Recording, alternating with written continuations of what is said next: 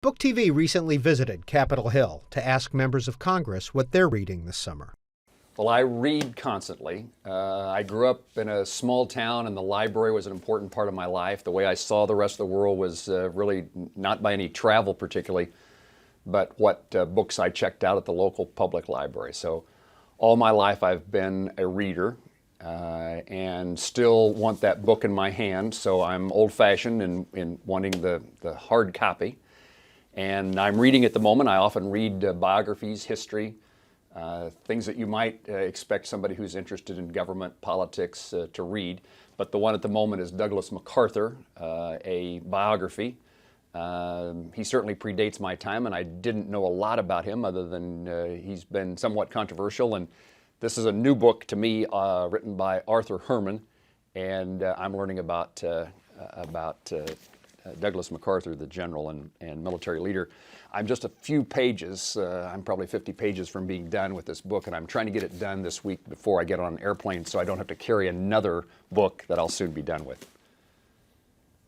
What else are you reading? Yeah. Well, I read that just this week I was in a meeting in which John Meacham, a historian, author, was speaking, describing a book, and this is probably the next one on my list, Franklin and Winston, a story about two World War II leaders, Great Britain and the United States, and their relationship.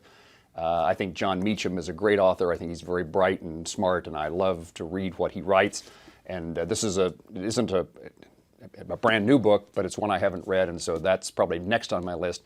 But I keep track of what books I read, and again, not a lot of fiction, but things that have to do with the work I do here, and particularly things about people in the history of our country, history of the world, that hopefully are inspiring and give you insight into how they conducted their lives and how they did things that perhaps make a difference.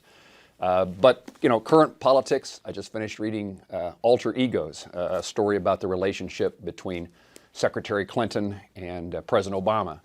And particularly as it relates to national security and State Department kind of issues. Two rivals in a primary who come together in the same administration. And so an opportunity to get a feel for what was going on in Washington, D.C., a place that I work, but certainly don't have the insight behind the curtains as to what goes on at the White House or the State Department in this administration. Another national security book just read this summer, Michael Hayden, former National Security Director, talking about what we face with terrorism and its threats. And so this one's called Playing to the Edge, and about his time CIA. So again, same kind of venue, mostly history. As I say, sometimes current things. Lincoln's Boys caught my attention. Read it this summer. It's the story of John Hay and John Nicolay, the two individuals that President Lincoln, then before he was president, met in Illinois. They came with him, and it's a story about their lives as two young men working in the Lincoln administration, particularly during the Civil War, and then what happened in their lives afterwards.